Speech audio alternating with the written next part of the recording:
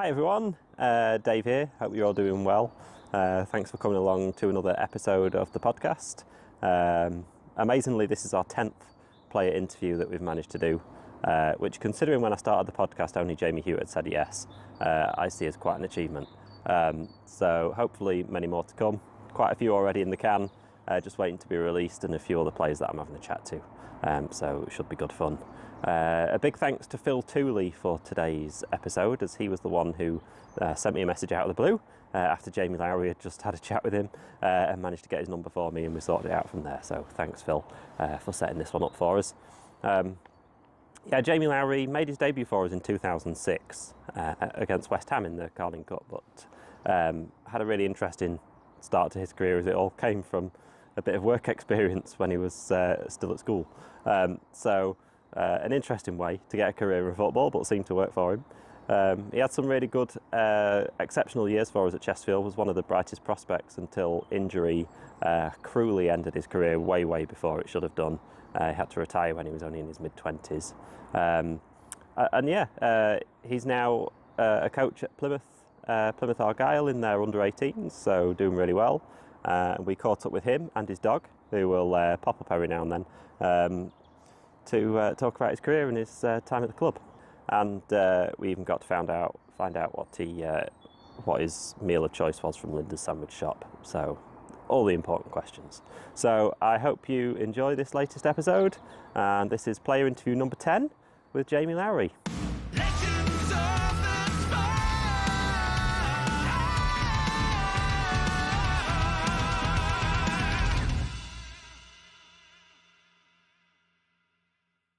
So how did you end up at Chesterfield? Because obviously you're born in Newquay, so you have no right to be in Derbyshire playing football, really. So how did that all happen? It came through my grandparents, really. So mum and dad were both from Chesterfield before they moved to Newquay in Cornwall, and before I was born, and had me and my younger brother. I grew up there. Obviously came to Chesterfield a lot because the rest of my mum and dad's family are still in Chesterfield and were in Chesterfield. So regularly holidays, Christmases were spent up there, so very familiar with the area. And then it happened with my granddad used to be big golfing buddies with Barry Hubbard, the chairman. All right. Yeah, so a strange one. And it was just year 10 at school, work experience. They said, obviously, what do you want to do? I'm obviously football mad, like most kids. So I want to go and work in a football club or be around that environment. So my granddad asked Barry if I could come in and just, I don't know, it could have been anything really. It didn't have to be necessarily with the youth team or anything like that. I could have just, I don't know, swept the stands, and I'd have been happy just to be at a football stadium and in the club. But I ended up working with Dave Bentley, the youth team manager at the time. I went in with him every day, and that was my so-called work experience of training with under 18s every day. Should have been a week, ended up being 3 weeks, so I think I skived a little bit extra off school. But it was brilliant, really enjoyed it. The lads were fantastic. I think it was like around Dave Rushby's era. And they really looked after me. Obviously a couple of years younger than the lads at the time. And after that, Dave just said, obviously you've done quite well.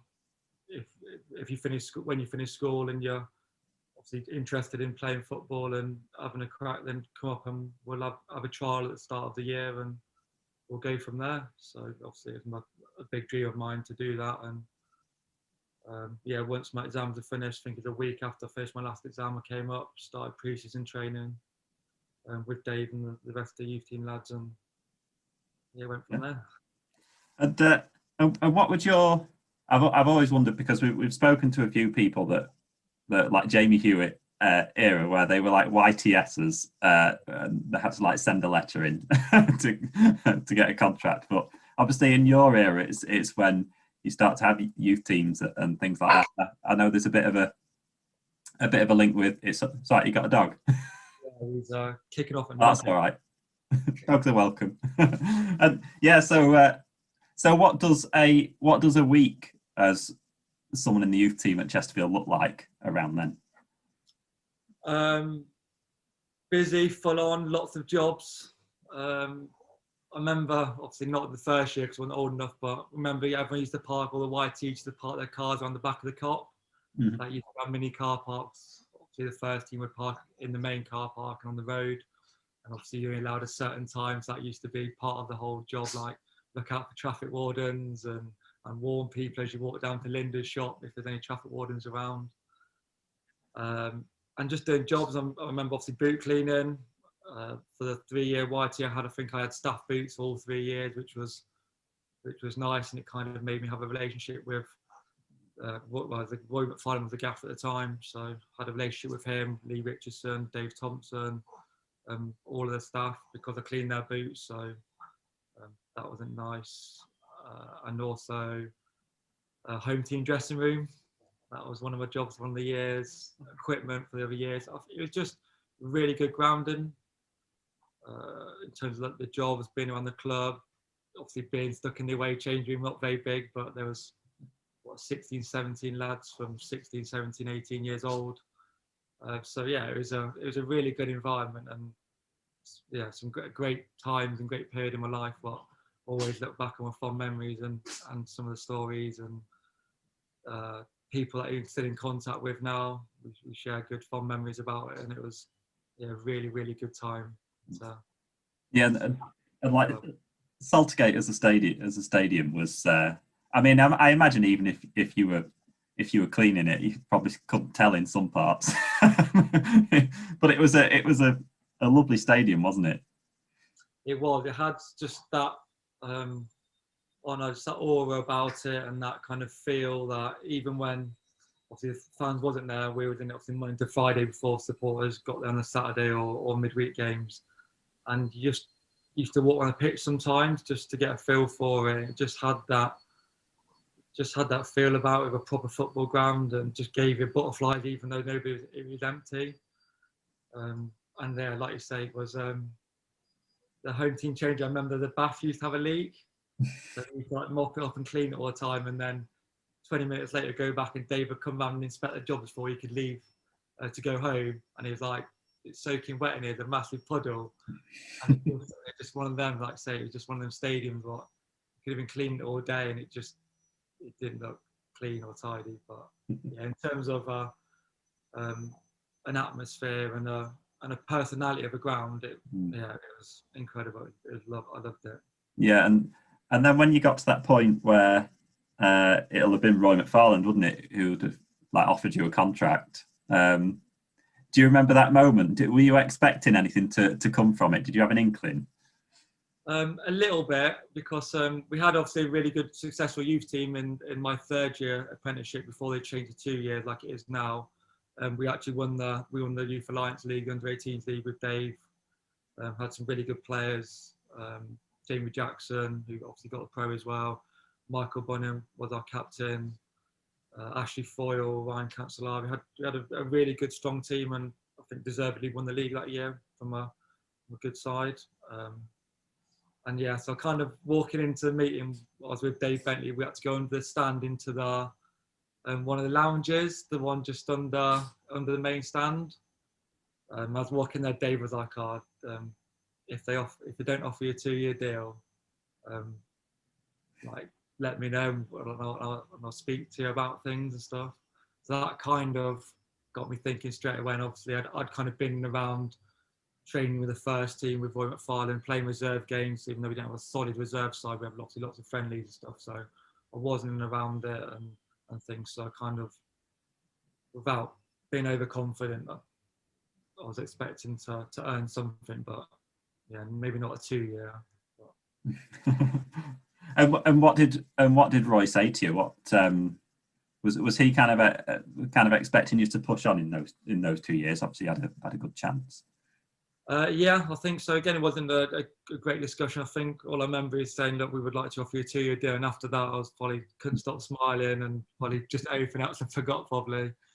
But yeah, I think obviously the process was to obviously go in the first team environment, learn off the experienced pros that were there at the time, and then try and break my way in at some point. And I don't really remember too many discussions around and being there, but looking back, it was a little bit of a difficult period the first year, because you've gone from youth team football where your third year, we've won the league, you're one of the better players, you got that kind of, you're playing a game every Saturday, to go into the first team environment where we're traveling to a lot of games and not bringing the bench, and then now and then I was on the bench. So from that side, it was really difficult. I remember a few conversations with Roy McFarland and Lee Richardson about possible loans, just because I just wanted to play games, just wanted to, everything you do in training is to get better and to play games. But they said, no, stick with it, you're doing well, and you'll get your opportunity. So yeah, I did that, and again spoke with the experienced pros and just tried to learn and just enjoy playing football more than anything. It was just, a lot of people talk about, I don't know, the dedication, the mentality, and everything they do to be a footballer. But for me, it was just, I just loved playing football, whether it was down the park with some friends in Chesterfield, or my cousin who I eventually lived with down at Somerset Park, to go and play football with him after training. Just loved playing football, and that's what it was to me. It just, as part of a job, but it was just playing football, no matter if it was anywhere. And of that squad in your okay, so first, did you feel like you got a good welcome from the squad? Do you still feel like kind of the baby of the group, or do you get a nice welcome from them? Yeah, we had initiation. So I remember who was it? There's a few of us, me, Jamie, Jackson. I think Ruben Wiggins Thomas was there at the time as well, as a I think he only had a few, like a 6-month pro or something. And then might have been Paul Shaw who joined that first one when I joined, or maybe Rotherham or Gillingham, I think he was. And we had to sing "Build Me Up Buttercup" as our initiation song.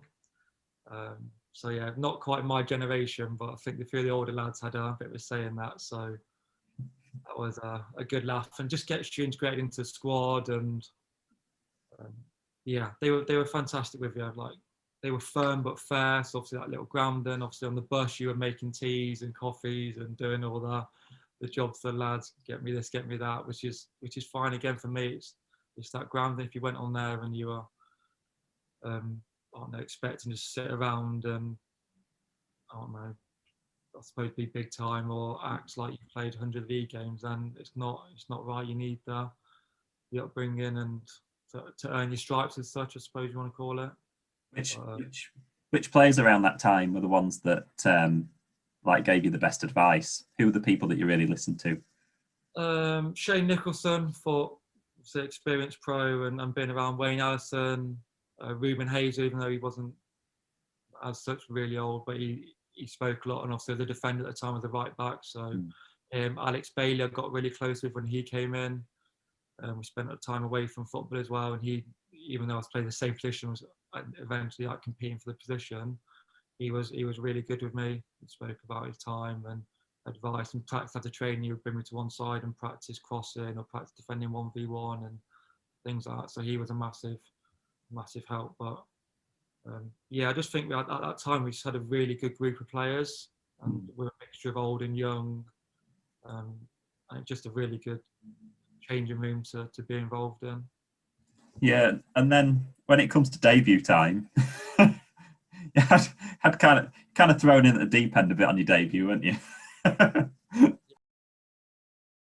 All in all, it's been a really difficult first few weeks of the new season for the club from East London. And Chesterfield, 15th in League One, will be eagerly flexing muscles as they endeavour to send the hammers packing with tails firmly between their legs. And I think you came on as a sub, didn't you? Did you come as before? Yeah, so I think Alex had a bit of a knock from the previous round or previous game, maybe it's Saturday. So obviously I hadn't been involved in any of the games before, obviously the Man City, the Wolves, anything like that, which is obviously great nights to be there, but obviously you want to be part of it and involved. So being on the bench was good. And then I think Lee Richardson said to me, Alex, he's got a bit of a knock, so just make sure like you're ready in case. Obviously never thinking of obviously big game, I will get through it, no problem. It was just the adrenaline were kicking and fine. And then I think it was probably want to say like 60 odd minutes, something like that. And he went down injured and said, go and get warmed up. And then the butterflies started kicking in, the jelly legs started kicking in. And I thought, yeah, it's going to happen. This is it. And yeah, I just remember someone took a picture of, they must have been sat in the director's box behind or in the main stand behind the dugout. And I've got a little kind of old school actual picture from a camera of Lee Richardson with his arm around me, stood on the sideline just as before I go on. And he's just probably saying, oh no, go and enjoy it, don't worry about it and things. And I could just remember being stood there and my stomach going butterflies, like really, really nervous. But as soon as you got the first touch and involved in the game takes over, you kind of forget about everything else and just playing a game of football again, I suppose. Had so many phone calls and messages after, because obviously on Sky as well. And we won the game, so yeah, it was an incredible debut that I'll never forget. And I remember as well at the time, you were like regarded as one of the like hot prospects that was like a really good technical player, and everyone wanted to. I think everyone wanted to see you for quite a while, like on the pitch. So I suppose the downside of it is that when you come on against West Ham and do really well, is that expectations suddenly go through the roof and everyone expects you to fly from there. But it must have been, like how you must have been on cloud nine for what, weeks, months after that? Yeah, pretty much until I got hit with glandular fever a little bit later. I think I played, I can't remember, maybe 6 or 7 games in there, and then Alex came back in and got obviously recovered from the injury and came back in, and I got glandular fever. But yeah, for the whole time I was playing and involved, I think it was my first league game was Yeovil at home the following Saturday possibly. Played in that, and yeah, it was just kind of that first taste of it, the environment, the build up, the Saturday bin, making sure obviously you're ready, you're on it. But again, with the expectation that you spoke about and pressure, and that I didn't really ever feel that. It was just football for me. It could have been playing, I don't know, anywhere, anytime, in front of any crowd. It was just, once you're in that moment on the pitch, it just, your instincts and your natural ability just takes over. And you just get on with it. But yeah, it was fantastic. And obviously Charlton game as well, which was obviously disappointing to lose, but again, another great night at Saltergate and the floodlights were in a full house. Don't forget. Yeah, and it was a bit of obviously it was disappointing in a couple of ways that season, because you got glandular fever and then Chesterfield were relegated that season as well. So I suppose what were kind of your thoughts as that season ended? Because I've always wondered whether actually for someone like you that's coming through into the team, a relegation is like a good opportunity in a way, because it maybe opens up a bit of opportunity for you. So what were your thoughts at the end of that season when that all happened? Obviously really disappointed. We kind of had this, I remember we played, so obviously the Luton game, was it season before when Glyn Hurst scored like 2004, yeah. Yeah, it might have been the season before that even, yeah. And I remember being sat obviously and going back to youth team now, used to obviously be ball boys around the ground or sat next to dugouts with a stretcher in case anyone got injured and things like that. And I remember being at that game, and I remember that being the talk in the dressing room in the youth team saying, if we go down, we might get more opportunities and things like that. And I think as you get older, you recognise that that's not the right way, and you don't want that to happen, and you want to break in League One or whatever league we was in at the time. And but yeah, I remember that happening, and one of the supporters, I remember a couple of lads didn't celebrate when Glyn scored the goal against Luton, and I remember one of the supporters giving a bit of a mouthful because of that, which is right, and it's fantastic. We just scored a winner to keep us up, and a couple of apprentices didn't celebrate, which always sticks in my memory about that whole being part of the club, supporting everything. And they were doing it obviously for their selfish reasons, which I kind of get as well. But as an all-round part of the club, it was a fantastic moment and a great day, to be fair.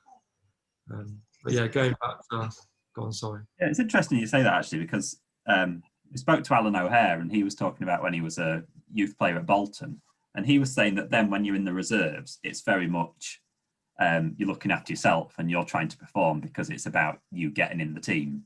And then when you go into a first team, like when he came to Chesterfield, suddenly the attitude completely changes and you're playing for the team. So there's completely different objectives. So it's interesting that kind of happens kind of academy-wise going into first team as well. I think it started everywhere really, because like you say, it's you want to do well for yourself and you want to perform and things like that, but obviously at the same time you've got that team mentality that you want to do well, or the team wants to do well, the club wants to do well. I think as you get older and you recognise that and it becomes part of it and you buy into it more, rather obviously probably being a bit young. Also, obviously the youth team lads and stuff, and probably myself included a little bit, you want to be selfish and I hope he gets injured so I get in the team and things like that, where that's probably not the best way to go about, or probably not the right moral way to go around it, but it happens. And like I say, Alex was one of my best friends at Chesterfield at the time, and he was the same position as me and I was competing for his position, but yeah, he took me under his wing and helped me and worked with me, gave me advice and stuff and things like that. So that just shows you what of a good person he was and a good pro as well.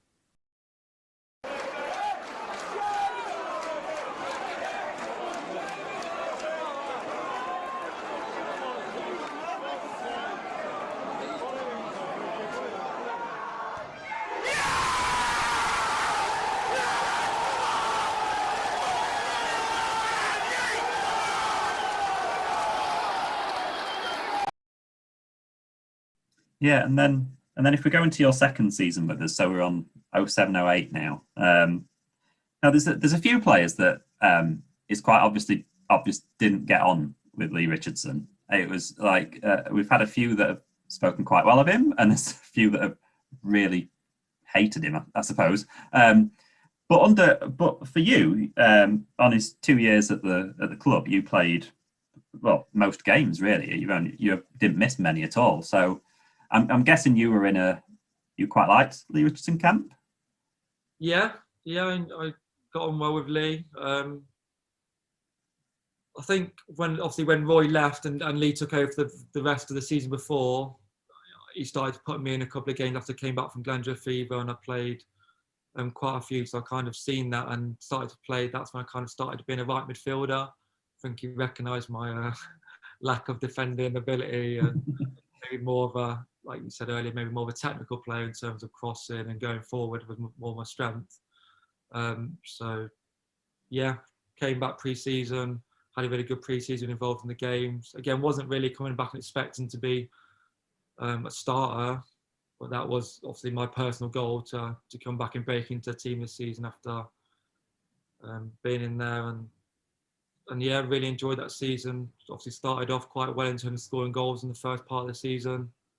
Remember my first one away at Peterborough, a good 3-2 win because they were flat. I think they won the league that season. That's when they spent a bit of money and they were strong. We went down to them and beat them 3-2.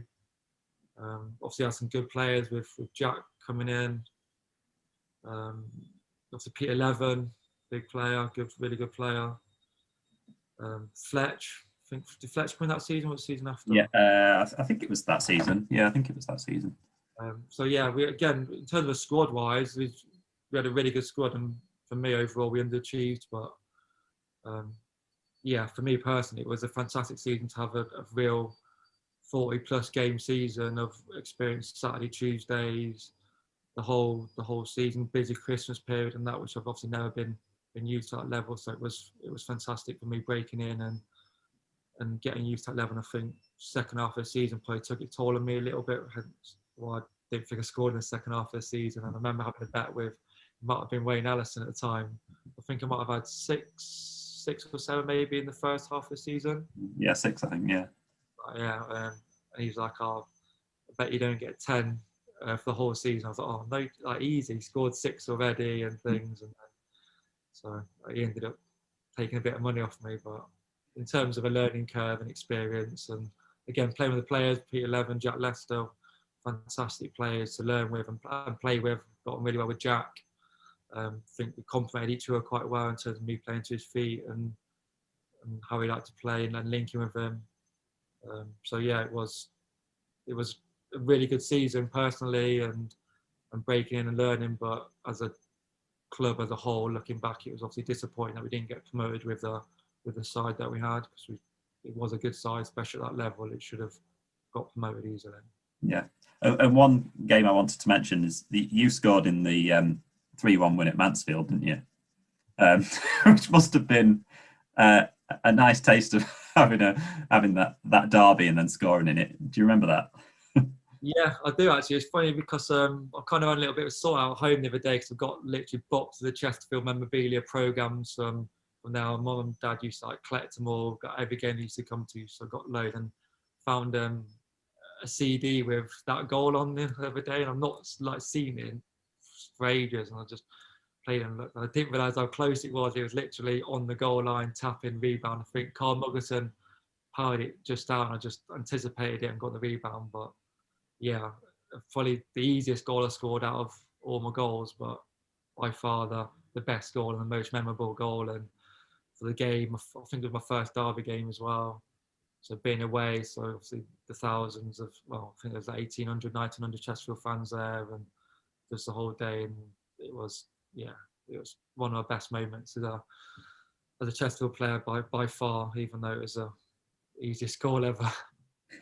And I think you scored on a TV match as well, didn't you? Was it MK Dons? Yeah, MK Dons, and was it Hereford that season as well? I think I scored, we beat Hereford 4-0 at home. I think Yeah, 4-0, yeah. Yeah, the MK Dons one. I think that was probably one of my better goals for Chesterfield, the MK Dons one. Obviously, they were flying at the time, put a bit of money trying to. Well, I think they did get promoted that year. So yeah, equaliser, and then I think they went down the other end a couple of minutes after and took the lead again. But I know it's just a thing about, again, talking about the ground, Saltergate. It's just the thing about night games there. It's just something special, something different. I took a night game all day over Saturday, 3 o'clock. I used to be in the floodlights, no matter who it was against. It was just so special. The atmosphere, yeah, you couldn't beat it, and it just made, I don't know, it just felt like I played better in night games. Just had that little special sparkle about it, and yeah, I used to enjoy night games and evening games a lot better. And then with it being on telly and against a better top team in the league at the time, it made it even more special. Yeah, and then around that time, in those 2 years where you were playing a lot of games and doing really well, there always, I don't know whether it was just fans making it up, but there always seemed to be a persistent rumour that Derby were going to buy you at some point. It was always Derby buying Jamie Lowry. I don't know whether there was any truth in that. Did you ever hear anything? Again, nothing concrete or anything like that from the club or from the manager or anything like that. No, just probably similar to you, really rumours and things like that. Obviously,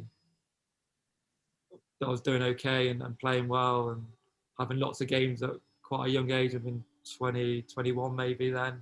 After the second season, like I say, 2 full seasons of 40 plus games. But yeah, nothing that I was ever aware of in the long run from anyone like that. But again, lots of whispers and people talking about things. But again, I only ever heard of one bid or offer for me, and that was, I only found that out after I'd left the club. So you obviously don't know. Again, being Who was the bid from? From Crewe. So I found out when I went to Crewe on loan. The assistant manager at the time was there when they were in the Championship around that time when I was breaking into the Chesterfield team, and said, we tried to buy you when you were a lot younger, but they wouldn't accept our value and things. And I was like, okay, I've never even heard of that. I never knew. So don't know what could have happened.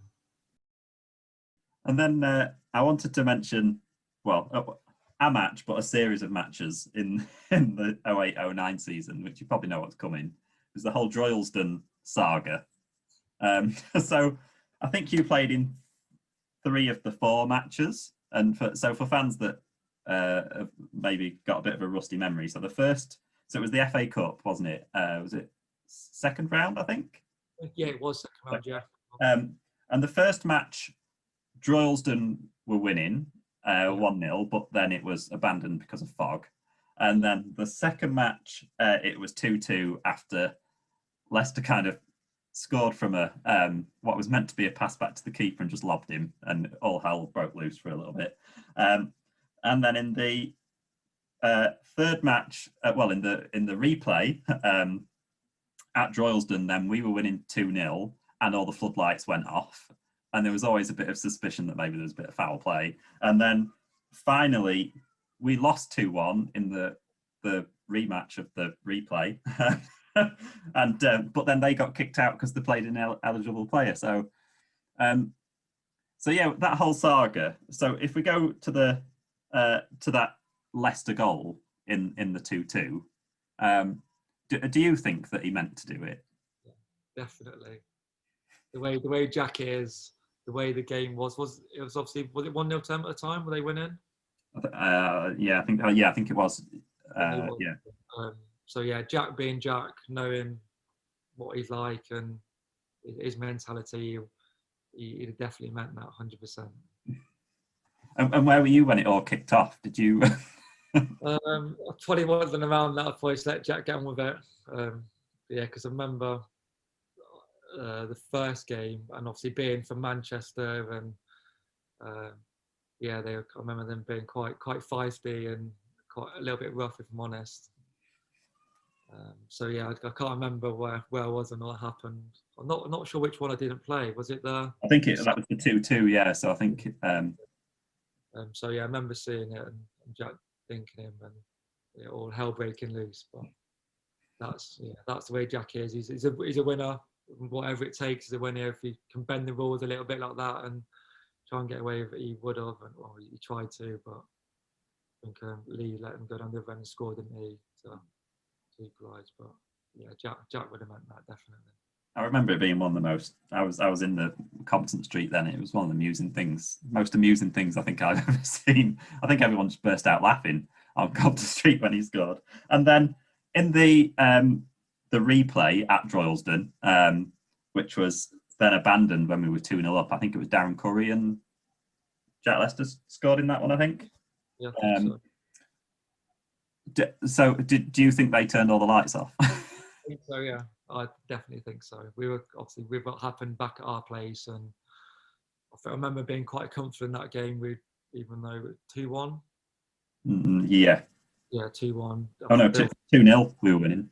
Oh yeah, so I remember being quite comfortable and seeing the game out reasonably well without any trouble. And then so the floodlights went out, and all of a sudden they couldn't get them back on, and all this. And I just remember being a bit of a hoo-ha in the change room, saying, "Oh, we'll try and get them back on." And then I think as soon as the ref called it off, I think some of the supporters started leaving, and then they all of a sudden came back on and started working again, or something strange like that. Like the officials were getting spat on and things. I remember that happening during the game. I remember the linesman down, obviously the side of their supporters, kept coming over to the ref and saying he was being spat on and things like that. So obviously it wasn't a nice place to be or a nice little environment. So yeah, definitely I thought they were the ones to throw it. Which again, I think with what happened and playing legible play, probably justice. I thought it was deserved. It wasn't very nice, and it was definitely floodlights out on purpose. Yeah, and it must have been like, did anyone actually want to go and do that fourth game? At that point, do you want to just say, forget about it a little bit? Because it must have been just like, oh no, got to go and do it again. What's going to happen now? Yeah, I think so. Pretty much like, here we go, back to Droylsden. But in the same way, we wanted to go and turn them over because, like I say, we did felt they'd done it on purpose and put the floodlights out. So we did want to go back there and give them a good tonking and show them that, I mean, we are the league side and stuff, even though it didn't work out like that. It was probably just another game that ended up being scrappy and ugly. And like I say, they got the 1-0, was it, for them, that game? Yeah, I think it was 2-1. I think Leicester got sent off in that match, so it obviously still kept happening. So yeah, just disappointing. Then obviously found out news that they found a eligible player, and then we got Ipswich away, didn't we, in the next round? So it was not a great tie, but nice being at home to Ipswich with a bit of a crowd. But yeah, it was nice to go into play at Portman Road in the third round. I suppose a little bit of extra money for the club. But yeah, it wasn't one of the best memories playing Droylsden 4 times. And I wanted to ask you about your kind of move around in position over the years, because you probably played right back, right midfield, centre midfield as well. Did you have a favourite out of all of those? Probably I think my best spell at the club was probably as a right midfield or left midfield when John Sheridan came in and kind of was with at the start of that season with Donald McDermott, and we kind of had a bit of a license to rotate and swap when we wanted to, and if wasn't getting success we'd swap over, or if we were playing against a defender that didn't like people coming inside, we would swap and get a lot of joy from that. So I think probably my best spell was as a wide player, even though as a kid I was a centre midfielder growing up till 16, and I played men's football back in Newquay under 16s, and then came to the club and I played right back in that men's team. So I thought when I come to Chesterfield, I'll try it at right back, and it just worked out. And that's where I spent the youth team. Apart from my third year, I played centre back, and then obviously broke into a team with the right back. And like I say, Rico realised I couldn't defend, so he put me at right midfield, and then had a little spell in midfield. Rico put me in there a little bit, and I think it'd have been nice to maybe kind of learn that role more and develop at that. And later on in my career, I did play more centre midfielder at Plymouth and at Crewe, not so much at Chesterfield when John Sheridan came in, but I think that was my preferred position. I would have liked to have maybe kicked on and played as a centre midfielder, but yeah, for my best spell was out wide as a right midfielder or left midfielder before my injury. Lowry dispatches it beautifully. The boos are because of the change of decision, but that doesn't affect Jamie Lowry. Slams it into the top of the goal, and Chesterfield have the lead on 21 minutes. Yeah, and then going into the 09-10 season, you started off really well, didn't you, that season? I think you got like 5 goals in 13 games or something. You'd really 5 league goals. Hit the ground running, haven't you, that season? And then a kind of injury happened, didn't it? So yeah, tell us what injury it was. I completely ruptured my ACL, so it was training. I think we had Burton at home on the Saturday, and we were training at Cylinders in Hasland, where we trained most of the time. And we were just doing like a normal training game. I think it might have been 11v11, just a bit of shape work and things like that before the game Saturday.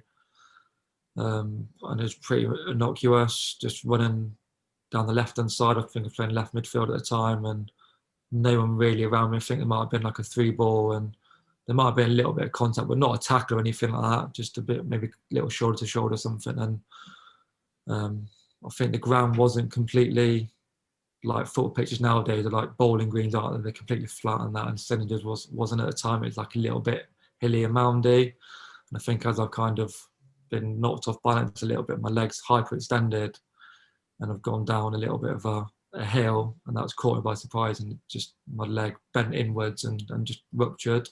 Straight away I knew something wasn't right. I wasn't in agony, just that kind of surprise. So yeah, straight away I couldn't really like straighten or bend it completely, so I knew something wasn't right. And obviously Jamie came over and straight away put me on crutches, and went and got a scan later that week, and yeah, found out it was completely ruptured ACL and 7 to 9 months out. So yeah, really disappointed. Like I say, I had a really good start to the season. We're doing really well. Obviously last season at Saltergate as well, so I wanted to be a part of that with everything that had happened, and the amount of time I'd spent there, and part of the club's history as well. I really wanted to, me personally, be involved in everything, and for the club as well, win promotion and then on a high. So yeah, it was after a great start to the season for the club, and for me personally, I thought I was going to have a really good season and would do really well, but yeah, ended really disappointingly. Yeah. What did you did did the club end up kind of integrating you in things around that period to try and, so that you're still part of the squad and you're still part of the fabric of the club while that's all happening? Because it must be tough when it's a profession where you're used to being in a changing room and with a group of people, and then you're probably taken out of that a little bit because you're doing a lot of rehab and stuff. So I'm wondering what the club did to try and kind of keep you integrated with everything. Yeah, they were really good. They tried to, obviously, like you say, keep me around and keep me involved as much as possible without kind of treading on toes. And because once you're kind of not available for selection, John Sheridan and Tommy Wright and Mike Crosby and the team at the time I wasn't really that concerned because I couldn't help them or I wasn't part of them. So at the right times and stuff, I was around and in at the club and doing stuff. But on the flip side of it, it's difficult because that was my first ever proper injury even though it's a long-term injury. I've not really had any glandular fever a little bit, but not in terms of an actual injury where I'm out for 6 weeks of a hamstring or a knock on my knee for 4 weeks stuff. I've never had anything like that. So for me personally, it was a really, really difficult time. Just always just played football and so not being able to walk at the start of it after the operation, having the problems with the operation. So I had it stupidly on Friday the 13th. Looking back now, was stupid. It didn't go well. So 2 weeks later, I was in no better state. I was in agony. I couldn't really get any movement, and knee was still really sore. So I had to go back in, have another operation, like the same one again. It had to be restructured. When I woke, I've kind of gone in there. Obviously, surgeon, I'll have a little look in there. So I got put to sleep, woke up, I wasn't happy with how the graft went. I've redone it with a different part. So the first time it was a bit out my patella, and next time it was out my hamstring. So that kind of set me back a little bit. And then the first 10 to 12 weeks was so difficult because I couldn't get back walking really. It was in a really difficult place. I went and had 2 more operations on it because I wasn't really getting anywhere. It just wasn't improving. Couldn't get back to walking. The mobility was a struggle, getting back to locking my knee out, bending it.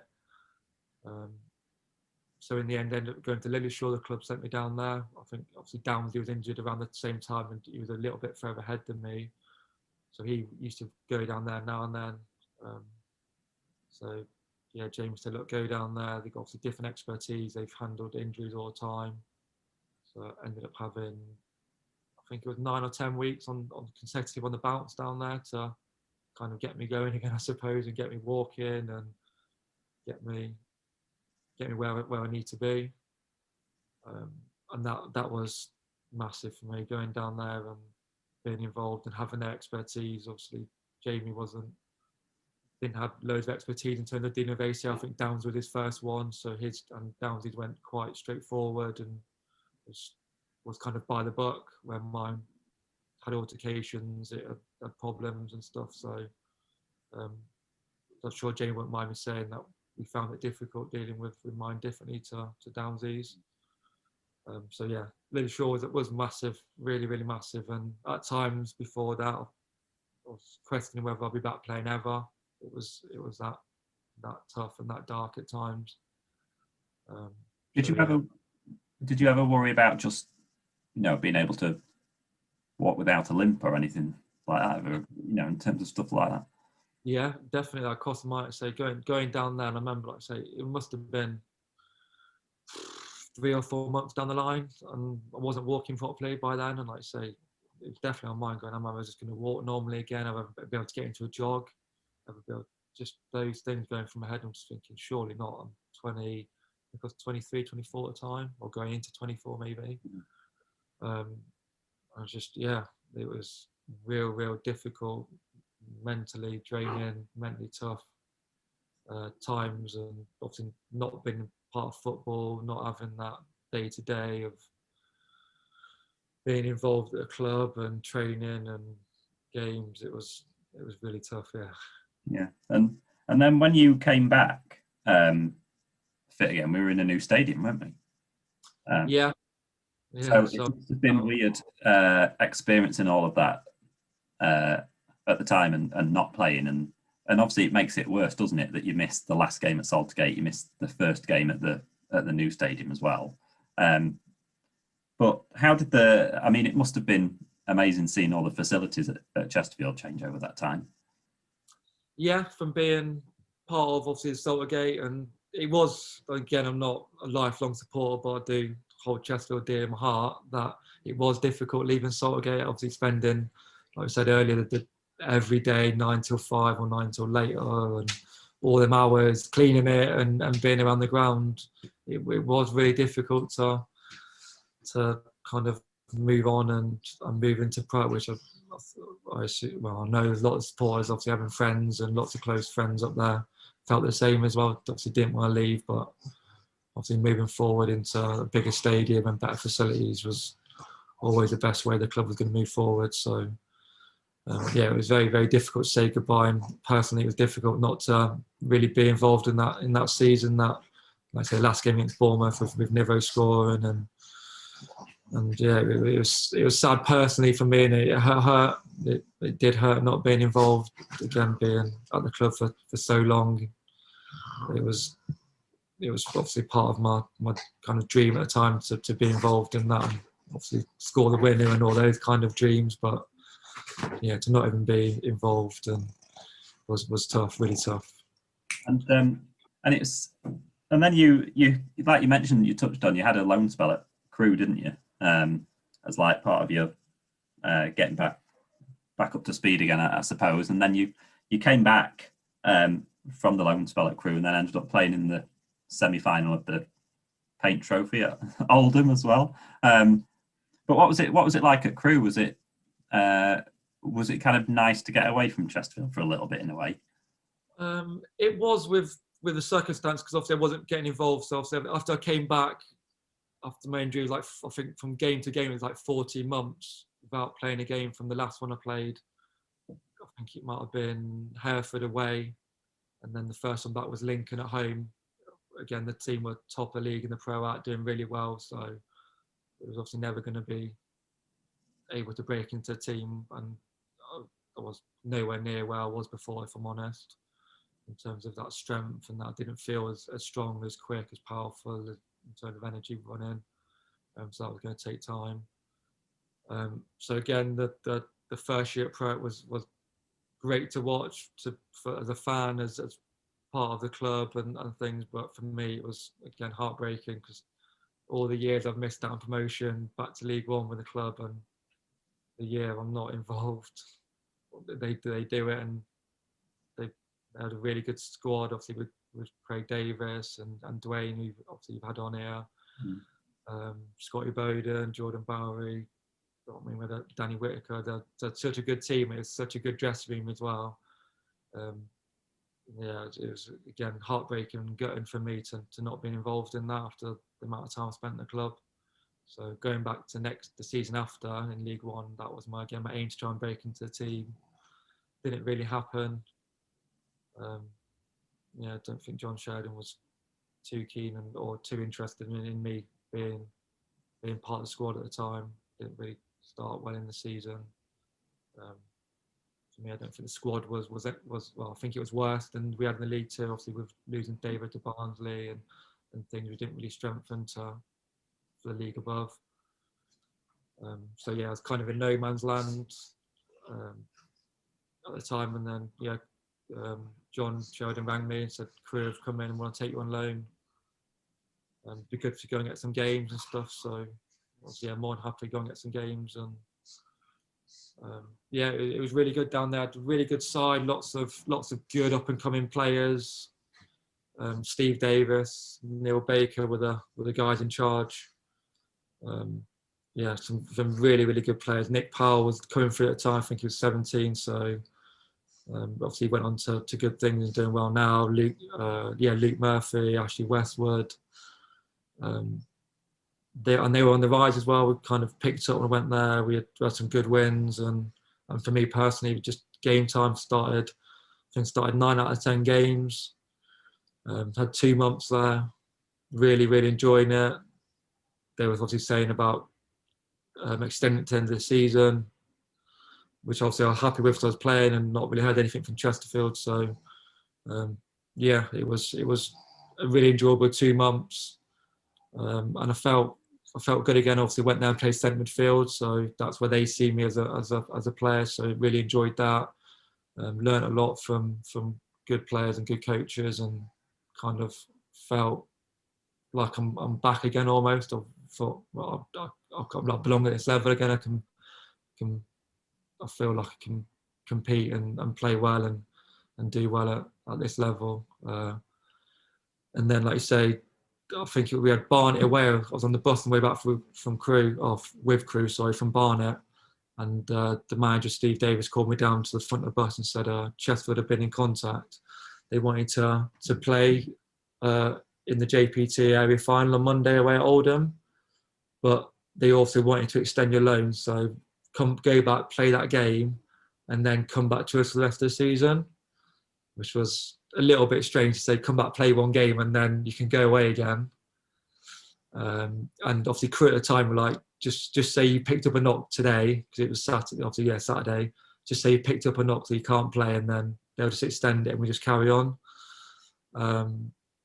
And me, obviously, being, a Chesterfield fan now, a spy right, I wanted to play in the game. Obviously, area final was on Sky. I couldn't turn down the chance not to play. So I said, look, I really want to play. Again, not heard of Chesterfield, didn't really know the scenario. If I was starting, I could have just been down the bench for all I know. But I said, I want to go and play. So yeah, rocked up. Didn't definitely train Sunday, just waiting to game Monday. Played, started, done okay, won the game. And then I think we had 2 days off after that, and John Sheridan called me into his office on, was it a Monday? It was a Monday night game, wasn't it? Yeah, I think it was, yeah.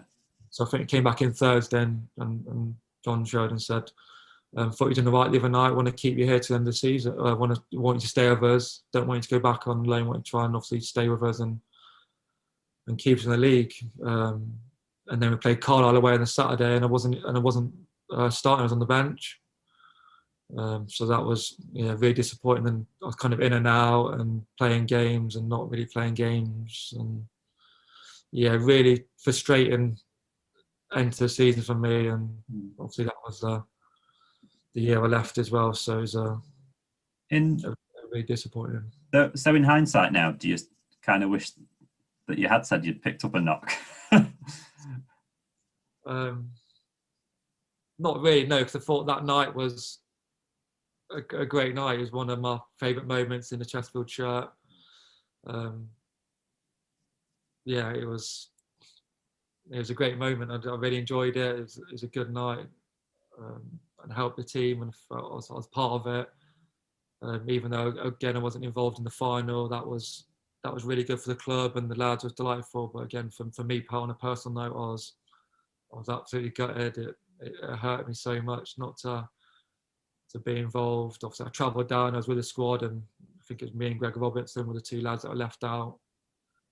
Again, we had spent a lot of time together with Gregor being injured and stuff as well. So, it was tough. It was really, really tough because they'd done well, and even though League One we were struggling a little bit, and that for me personally, and not to be involved in that at the club I'd been for 9 years at the time, I think that would have been, and to not be involved in their moments of promotion, the JPT final win and things, it was really hard, really tough to take. You then signed for Plymouth, Chesterfield. John Sheridan released you, and you signed for Plymouth, and then, like, the January was it that Sheridan then becomes a manager? Yeah. What was your reaction when he became manager? I can't imagine it would have been that great. Yeah, a little bit of shock, a little bit of disappointment. Again, because of how it ended at Chesterfield, really, I didn't want to leave. I still thought I could offer value to the club. And, still thought I had something to offer, even though he was in and out. And I remember the last game at that season at home to Brentford. I was on the bench, and I think Alex Mendy was playing, and obviously you can see he was leaving. He wasn't really bothered and stuff. And I think John brought him off at half time, and then put me on. I think and I kind of knew that, like, without having the conversation and anything before then, I kind of knew that was kind of, here you go, here's 45 minutes just to kind of, your last hurrah, say goodbye to the fans kind of thing, without me actually saying that. That was the impression I got, and that's how it felt. So I knew at the end of the game that was, my last ever time playing for Chesterfield. And yeah, difficult moment, and again, without really falling out with shares or anything, it wasn't how I wanted it to finish, and I don't think it ended well, and I think it could have been dealt with a lot better, if I'm honest. Yeah, it wasn't how I thought. So wasn't in the plan to go to Plymouth. Obviously, spent the 2 months on loan at Crewe. They offered me a 2-year deal down there. So I went down and signed it. The physio was away on holiday at the time, so I didn't have a medical. But obviously, with my knee injuries, they wanted me to have a scan on it. So went down there, had the scan. It came back that I had no ACL, that my ACL wasn't intact anymore, which was news to me. I'd been playing, I felt fine. I'd never felt like an injury or an impact. I think it was just from the maybe the trauma of the whole 40-month process of then, that it just didn't attach properly. So I never had a scan during those 40 months of my comeback to say, how's your ACL looking? Is it intact? Is it strong? And things like that. I just kind of had the operations and got on with it and just rehabbed. And I think for me personally, during those time rehabbing and things like that, I think it just must have not attached properly or snapped again without me knowing. And I've just been dealing with it. I just got on with it and rehabbed properly and just played all the games without having an ACL and just not realised it. Never buckled, it never gave way, never had any issues. So they said, look, can't offer you to deal with your knee issue. Come back in pre-season and train, and then we'll see how it goes and talk. At the same time, Plymouth offered me a deal. They were a little bit in a worse scenario. Crewe got promoted to the first division. Plymouth were down the bottom of the second division. Fighting down the bottom of the second division the season before last. So again, they were going to be a similar scenario. So they said the same, look, come down. We'll offer you a year deal on less money, but we'll give you more appearance. So obviously, if things work out, you kind of make your money up. But we would like to stick a clause in there that if you had a left knee problem for longer than 3 months that you was out with, that you didn't play, then we can terminate your contract. Obviously, with the scenario, they didn't really have a choice. So, I took that, which was fair enough. I was happy with that. I felt confident myself that I wasn't going to break down or have any injuries. And then second pre-season game, I went up for a header and landed awkwardly on somebody's foot and ruptured ankle ligament. So ended up being out for 3 or 4 months then with that. So that wasn't a great start to my life down there at a new club. And then, like I say, started breaking into the team. Results weren't going too well. Carl Fletcher, the manager at the time, was sacked. And I remember one of the players at the time, Warren Feeney, came up to me in training and said, John Sheridan's getting a job. And I thought he was just pulling my leg. I thought, he's got to be joking. He must be, out of all the managers, he's got to be joking. And then we found out it was. And we played Port Vale away. And John Sheridan came to change him after the game and obviously was announced as the manager and obviously introduced himself. And I was the only person that had played under John and out of all the players there. And to be fair, he had a meeting after when he first took over, maybe the Monday. He said, obviously, you know our work and that you know what I'm about and things. So I want you to be part of this team, I want you to be part of the squad. So, never then didn't really get fit to the end of the season. And that was it really. Then obviously again at the end of the season, said, you've not played a lot of games and gonna obviously have to let it go. So that was it. Yeah, disappointing, but I suppose it's football.